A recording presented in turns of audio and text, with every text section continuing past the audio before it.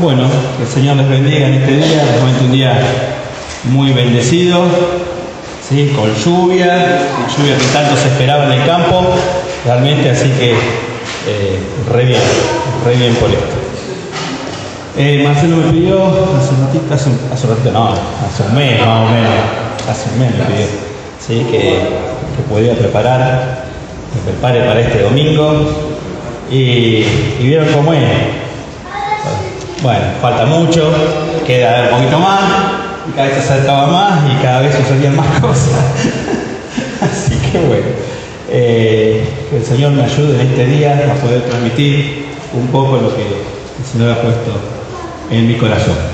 Bueno, no les voy a tomar lección, quédense tranquilos, ¿sí? Como la última vez, porque quedaron todos medio flojitos, así que directamente traje el machete, ¿sí? para poder mirar. ¿Se acuerdan que en enero estuvimos hablando de que poníamos objetivos en nuestras vidas para poder cumplir, ¿no es cierto?, nuevas metas? Y habíamos estado viendo entonces que por ahí como iglesia podríamos ponernos como ese objetivo de poder invitar a esta iglesia primitiva y poder ver entonces cuáles eran esas cualidades que esta iglesia tenía. Y para eso estuvimos mirando Hechos capítulo 2, del 42 al 47, está escrito ahí en chiquito, que dice: entonces los que habían recibido su palabra fueron bautizados y se añadieron aquel día como 3.000 almas. Y se dedicaban continuamente a la enseñanza de los apóstoles, a la comunión, al partimiento del pan y a la oración. Sobrevino temor a toda persona y muchos prodigios y señales se hacían por los apóstoles. Todos los que habían creído estaban juntos y tenían todas las cosas en común. Vendían todas sus propiedades y sus bienes y lo compartían con todos según la necesidad de cada uno. Día tras día continuaban unanimemente en el templo, partiendo el pan en los hogares, comiendo juntos, con alegría y sencillez de corazón, alabando a Dios y hallando favor con todo el pueblo. Y el Señor añadía cada día al número de ellos que iban a ser salvos. Y nos detuvimos entonces, ¿sí? En el versículo 42, y estuvimos desarrollando, ¿no es cierto?, un poquito esto que se dedicaban, una de sus marcas que se dedicaban de continuo a la enseñanza, ¿sí? Perseveraban en la doctrina de los apóstoles, dice la versión 60, en la comunión, y estuvimos desarrollando, bueno, que era lo de estar en comunión con los hermanos, en el partimiento del pan, ¿se acuerdan? Y estuvimos también participando todos juntos de la Santa Cena. Y hoy me quisiera detener en este punto que dice: y a la oración. ¿Sí? Gracias. A la oración. Y justamente cuando habla este versículo sobre la oración, no habla sobre las oraciones personales, sino de la oración congregacional, ¿sí? Específicamente. Muy bien. Así que la primera pregunta que me hice, bueno, ¿qué es orar? Vamos a arrancar por el principio. ¿Qué es orar? Y me acuerdo que desde muy chico era la primera definición que recibí, es hablar con Dios, ¿sí? Es la explicación que le damos a nuestros niños, es hablar con Dios, es pedir, es rogar, es invocar. Y desde el principio de la historia, ¿sí? En Génesis 4:26 encontramos, ¿sí? Cuando habla de la genealogía de Seth, termina diciendo este versículo: entonces los hombres comenzaron a invocar el nombre de Jehová. Sí, se había roto la comunicación con Dios, ¿no es cierto? Inicialmente Dios se paseaba por el huerto y hablaba con Adán y con Eva, entró el pecado, se rompió esa comunicación y bueno, a partir de ese entonces los hombres comenzaron a hablar con Dios. Y la pregunta que tenía entonces, antes de la pregunta, había puesto esta frase: en ciertos modos, no hay nada más común para el cristiano que la oración. ¿Estás de acuerdo con eso? ¿Sí? Es algo común. Pero al mismo tiempo, pocos aspectos de la vida cristiana pueden resultar tan misteriosos. ¿Sí? Entonces me preguntaba, bueno, ¿quiénes pueden orar? Finalmente pueden orar todas las personas que creen que hay un Dios, ¿sí? Porque si es hablar con Dios, tengo que creer que hay alguien que me escucha, ¿sí? Y hay alguien que me va a dar una respuesta a eso, ¿no es cierto? Y encontré esta frase de este pastor, Juan Carlos Reile, que dice: el primer acto de la fe es hablar a Dios. La fe es para el alma lo que la vida es para el cuerpo. La oración es para la fe lo que la respiración es para la vida. Y él terminaba con estas dos preguntas. ¿Cómo puede una persona vivir sin respirar? ¿Se puede? No. La respuesta es un rotundo no. ¿Cómo puede una persona creer sin orar? Cuando un bebé llega al mundo, ¿cuál es su primer acto? El lloro. ¿Sí? El lloro. De manera similar, cuando alguien nace espiritualmente y es adoptado en la familia de la fe, su primer impulso es comunicarse con Dios a través de la oración.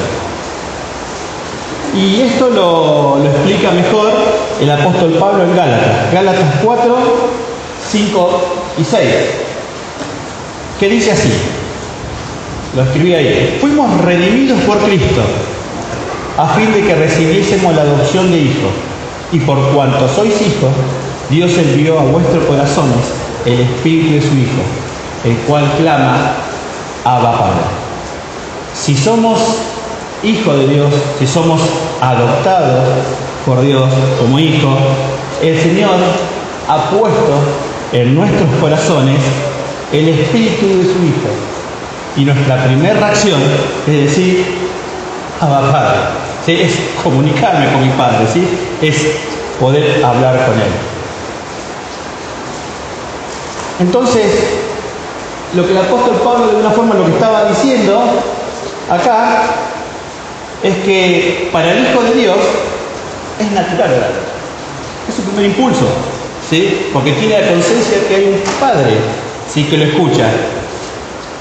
Pero saben, esta pregunta me trasladaba una y otra vez. ¿Por qué me cuesta tanto orar? O a mí solo me pasa. ¿Sí? 2 o 3 cabezas se mueven, así que calculo que el resto lo tiene superado. Amén y aleluya. Por esto, pero hermano, a mí me cuesta orar. Me cuesta encontrar un tiempo para orar. A la mañana, tranquilo. Salgo a las corridas. ¿Sí? Que la directora que me llama de la escuela, que tengo que llevar a mi hijo, que no llegue tarde, que tengo que estar atento, tantas cosas, y ya largo a las corridas. ¿Cómo me cuesta orar? Bueno, a la noche no puedo sumar ni 2 más 2, ¿sí? No me funciona la cabeza. Bueno, los muchachos saben, en la reunión de los varones no puedo, a veces no sumo ni 2, ¿sí? ¿Cuánto nos cuesta orar?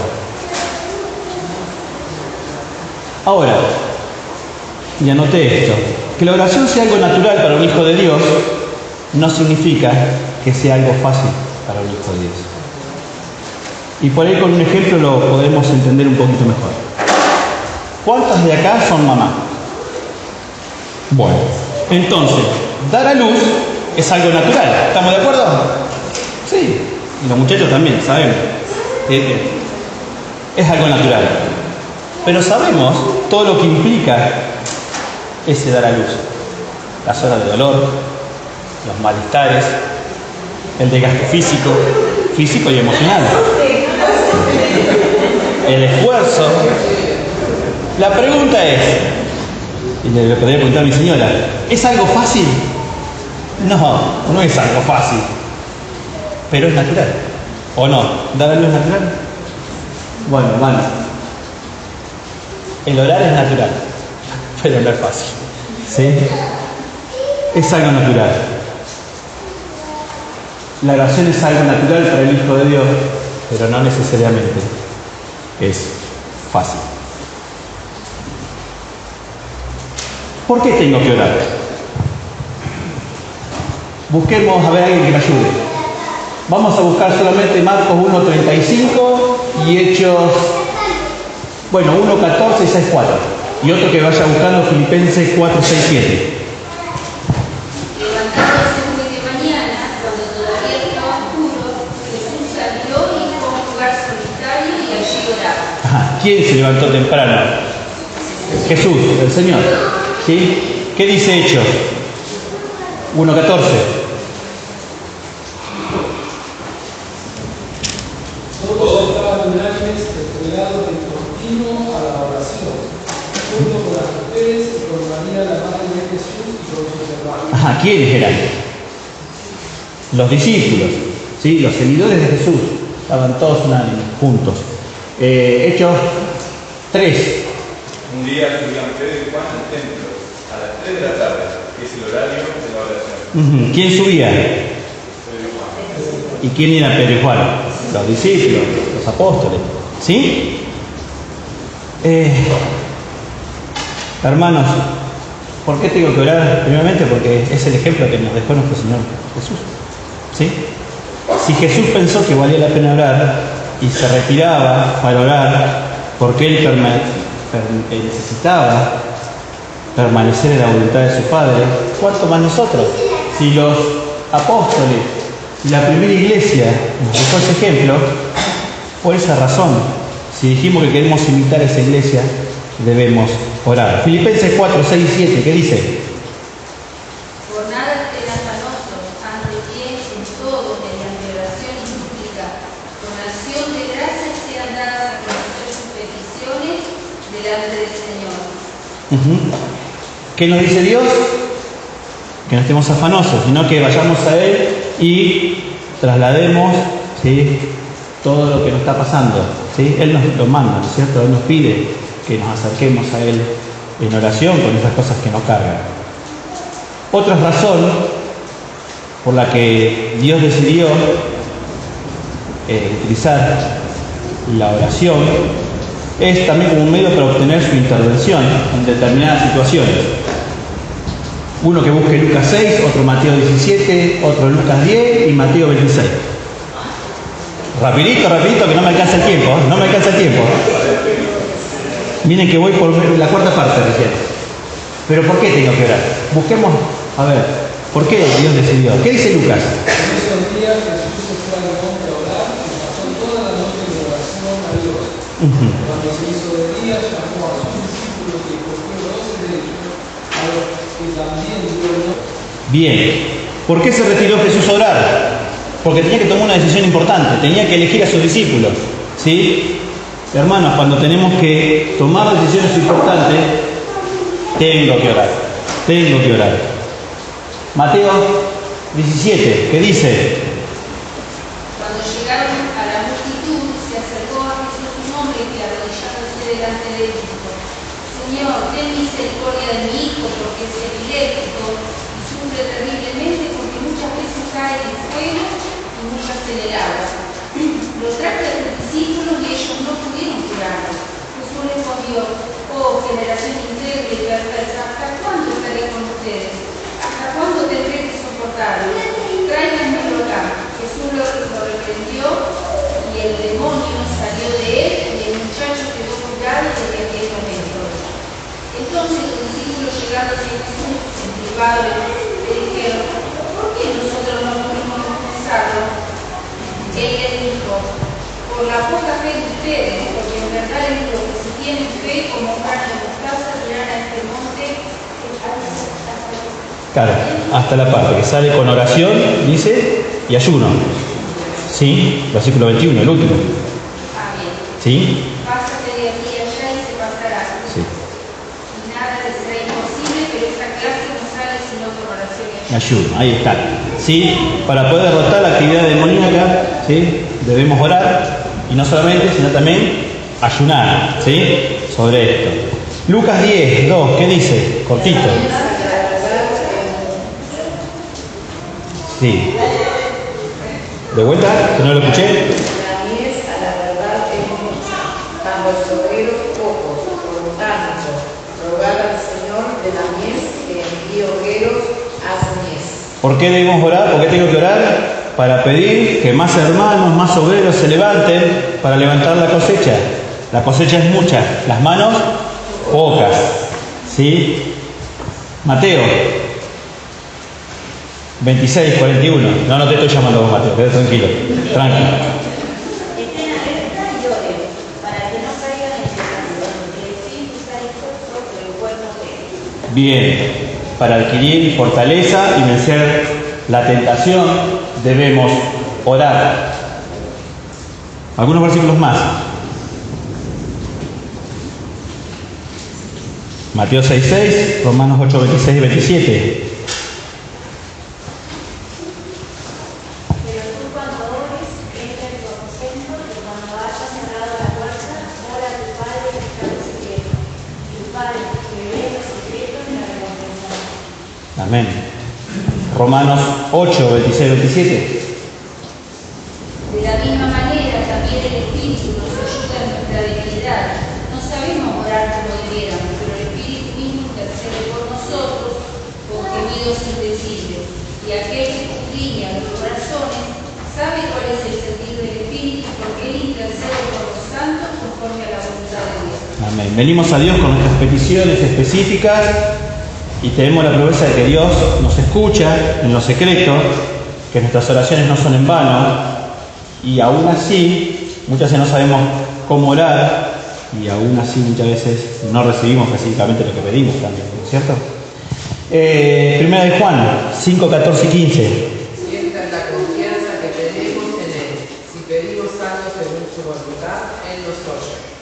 Y si sabemos que Él nos oye en cualquiera cosa que pidamos, también sabemos que tenemos las peticiones y las hayamos hecho. Bien, Él ha prometido entonces que cuando oremos y si nuestra oración está de acuerdo a su voluntad, Él nos escucha y nos concede. Creo que tengo otros más. A ver. 4. Venimos ahí, Bueno, luego he salteado eso seguramente para cortar. Sí. Ese lo puse ahí. Hebreos 4, 15 y 16. Se refiere a Jesús como nuestro sacerdote, ¿sí? Dice, porque no tenemos un sumo sacerdote incapaz de compadecer nuestras debilidades, sino uno que ha sido tentado en todo de la misma manera que nosotros, aunque sin pecado. Así que nos invita el Señor, acerquémonos confiadamente al trono de la gracia para recibir misericordia y hallar la gracia que nos ayude en el momento que más necesitamos. ¿Sí? El Señor hizo un sacrificio enorme por nosotros, entregó su vida.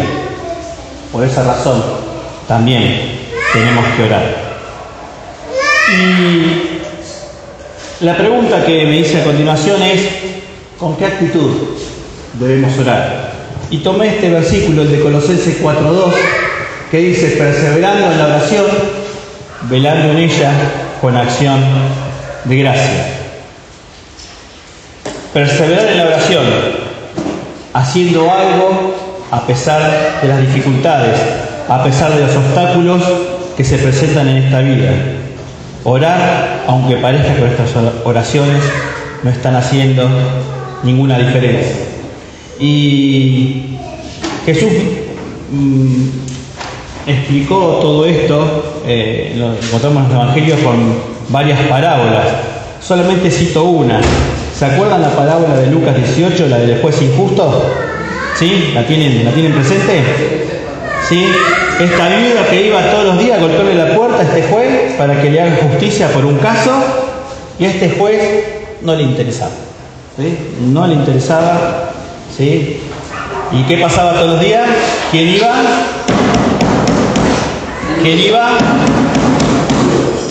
¿Y cuál fue la reacción de este juez? Viuda molesta. ¿La voy a atender así? No la veo más. ¿Sí? Atendió el caso. ¿Cuánto más Dios, que es amoroso, que es bondadoso, que es misericordioso, no va a atender aquellas cosas que nosotros pidamos con insistencia? ¿Sí? ¿Cuánto más nosotros? Perseverar, aunque parece que nuestras oraciones no hacen ninguna diferencia. ¿Sí? Personalmente me oro por mis hijos y sinceramente muchas veces bajo los brazos. ¿Sí? Y dale, hay que seguir, dale. ¿Sí? Aunque no haya diferencia. ¿Sí? ¿Foto de qué? Ah, muy bien. Punto para este cajero automático. Hermanos, muchas veces parece que la oración parece que funciona como un cajero automático, ¿sí? Tenemos a veces esas definiciones en nuestras cabezas. Oro y el Señor me contesta. Oro por esto, Señor, te pido, y automáticamente obtengo la respuesta instantánea. Hermanos, no es así. La oración no siempre ocurre así. Y esos son esos misterios que hablaba recién de la oración. A veces el Señor responde instantáneamente. A veces el Señor responde antes de que oremos. Y a veces tarda. Y a veces no recibimos aquellas cosas que pedimos porque dice Santiago, pedimos mal. ¿Sí? Y hay veces que Dios dilata la respuesta a la oración. No es inmediata como a mí me gustaría. Y buscaba esto y algún comentarista escribía y decía que puede ser, o esa persona llegaba a la conclusión que muchas veces Dios no nos contesta en el momento como nosotros queremos, Dios va a contestar esa respuesta, porque por ahí no estamos preparados todavía para recibir esa respuesta. ¿Sí? Entonces, Dios no contesta por nuestro capricho. Bueno, pues yo insisto. No. Dios no contesta por nuestro capricho, por nuestro antojo. ¿Sí? Dios contesta solo por gracia y misericordia. ¿Sí? Y es solamente por su gracia. Es como que Dios usa nuestra vida, ¿sí?, para que volvamos una y otra vez con la petición, y de alguna forma tomamos conciencia de que somos totalmente y absolutamente dependientes de Él. ¿Sí? No confiamos en nuestra experiencia y pensamos que somos autosuficientes, porque perderíamos ese sentido de urgencia. ¿Sí? Así que, hermanos, recuerden que la oración no es un cajero automático. Dice su palabra velando, ¿sí?, el versículo que hemos leído también, la segunda parte, la primera de perseverar, y la segunda parte dice velando en ella, con perseverancia. Velar significa estar despierto. ¿Vieron cuando dice estuve toda la noche en vela? No pegué un ojo, estuve toda la noche en vela. Bueno, acá el Señor lo que nos insta en la oración es estar despierto, tener todos los sentidos alerta, orar con todos los sentidos espirituales, ¿sí?, despierto. A mí me pasa muchas veces oro en automático. Te cuento mi experiencia, oro en automático. No. De hecho, ¿cuántas veces la discusión que hemos tenido con mi señora? Señor, gracias Señor por estos alimentos que hemos recibido en este día. Amén. Listo. Y al otro día, otra vez lo mismo. Y al otro día, automático. ¿Sí? No estoy consciente ni a quién me estoy dirigiendo. ¿Sí? Repetimos frases, repetimos oraciones, repetimos modelos, frases sin sentido. Y muchas veces somos apáticos a la oración de nuestros hermanos. ¿Sí? No mostramos empatía, ¿sí? No demostramos la empatía sobre lo que mi hermano está orando y está pidiendo. Parecería a veces que la vida cristiana es como un día de campo, ¿sí? Todo está todo bien, vuelan las mariposas, todo es color de rosa, pero Primera de Pedro, ¿sí?, 5:8 nos pone en situación y dice: sed sobrio y velad, porque vuestro adversario el diablo, como león rugiente, anda alrededor buscando a quien devorar. Hermanos, no estamos en un día de campo, estamos en una guerra. ¿Sí? Estamos estudiando Efesios, ¿sí? Estamos estudiando la armadura de Dios. Y Efesios, en el capítulo 6, cuando termina toda la armadura de Dios, dice: una vez que vos te pusiste todo, 6:18, dice: orando en todo tiempo, con toda oración y súplica en el Espíritu, y velando en ello con toda perseverancia y súplica por todos los santos. O sea, no solamente equipate vos con toda la armadura y orá, sino orá también por el que está al lado tuyo, también batallando y peleando. Por esa razón debemos orar. Ahora bien, si Dios es soberano, es un Dios lleno de amor, de bondad, de misericordia, ¿por qué es necesario que oremos?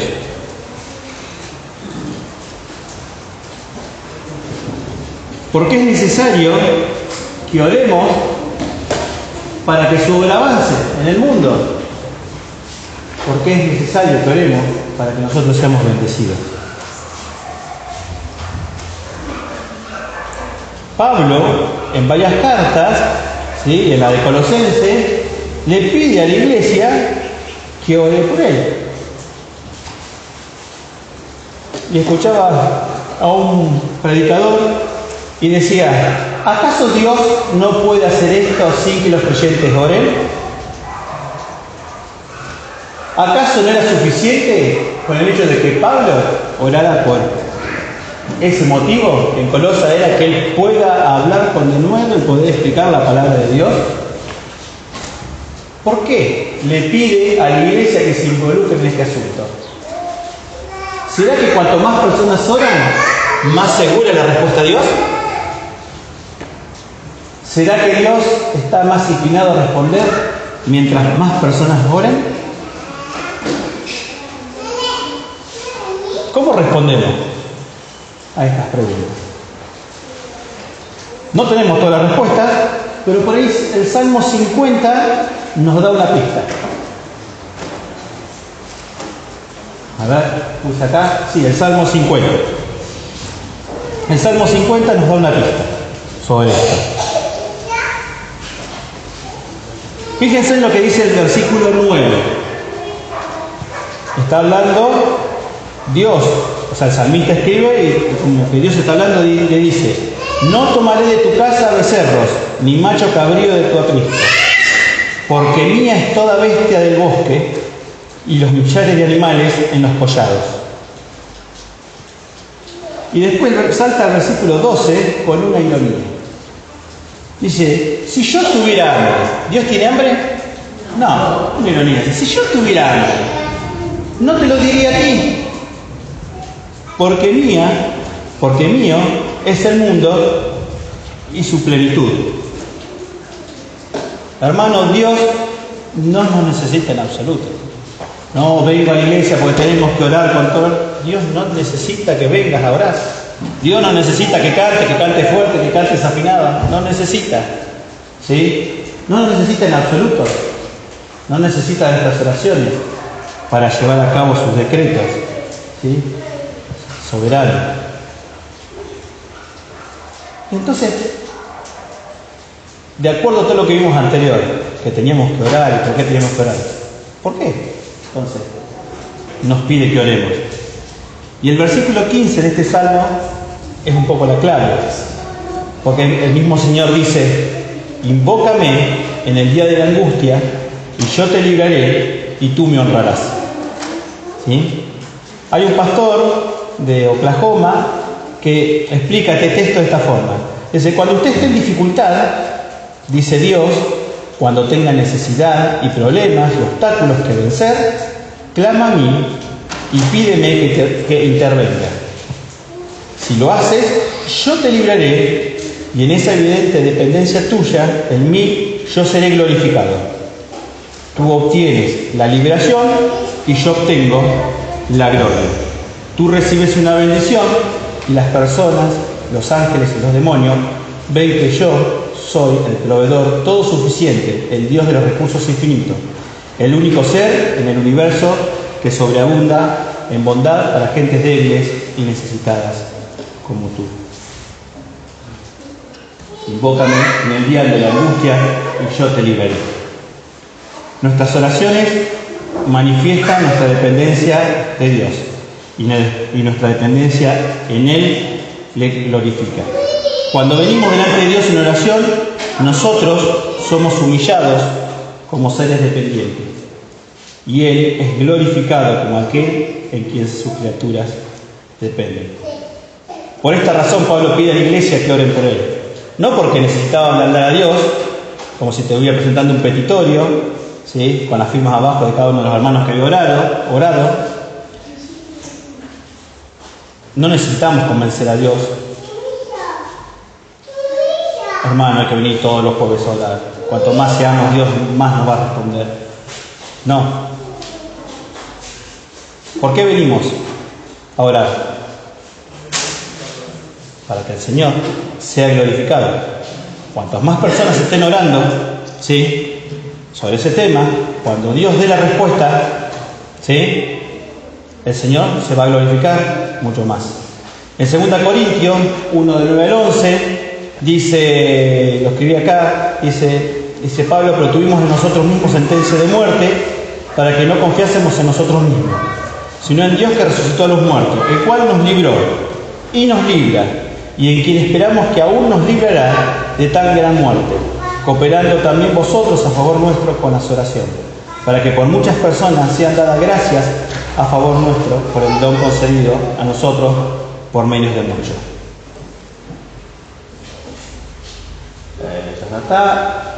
Ahí está. Dios es más glorificado cuando un grupo de sus hijos se acercan a Él en oración para interceder por alguien, de manera que cuando Dios responda a esa oración, este grupo de creyentes le va a dar gracias porque lo que Él ha hecho a favor de alguien en la iglesia. ¿Sí? Esa es la razón por la cual venimos a adorar y a orar. ¿Sí? Por eso, si tenés la posibilidad de acercarte a orar en los tiempos que están organizados, no dejes de hacerlo. Acude, ¿sí?, al culto de oración, unite a poder clamar con tus hermanos, ¿sí?, para que después juntos podamos dar gracias y podamos glorificar al nombre del Señor por su respuesta. ¿Sí? La razón, había notado, por la que venimos al culto de oración es que queremos que nuestro Dios sea más glorificado y tenga mayor gloria en medio de nuestro. Y eso solo será posible en la medida que todos nos involucremos a elevar nuestra oración delante de Él como un solo cuerpo. Dos promesas para finalizar. Es una frase muy acuñada que tenemos en el ámbito cristiano. Dios escucha la oración de sus hijos. ¿Es cierto? Amén. ¿Lo creemos? Claro que sí. Salmo 34:15 dice: los ojos de Jehová están sobre los justos y atentos su oído al clamor de ellos. ¿Sí? El Señor soberano no nos necesita, sin embargo, está atento. Dice esta promesa: sus ojos están atentos al clamor. Y la seguridad que Él responde, Romanos 8:32, que no escatimonia a su propio Hijo, sino que lo entregó por todos nosotros, ¿cómo no nos dará también con Él todas las cosas? ¿Sí? El Señor responde nuestras oraciones, pero estas oraciones tienen una condición: no es para cualquiera. Esta oración, estas promesas de la oración, ¿sí?, solamente son para sus hijos, para aquellos que fueron redimidos por la sangre de su Hijo Jesús. ¿Sí? No es para cualquiera que hace una oración a Dios. ¿Sí? Las promesas de lo que encontramos en la Biblia en cuanto a la oración es exclusivamente para sus hijos. ¿Cuánto tenemos para agradecer? ¿Cuánto tenemos que seguir aprendiendo en cuanto a la oración? Señor, ayúdame a seguir meditando en tu palabra en este día. Señor, enséñame a orar. ¿Sí? Cuando claves este emoticón, ¿sí?, en tu grupo de WhatsApp, tener presente todo lo que implica. ¿Sí? No es, ya sé lo que te pasa, te pongo la manita. ¿Sí? Tiene una implicancia mucho mayor, ¿sí?, que este simple dibujo. Que el Señor nos ayude y nos enseñe, ¿sí?, en este día.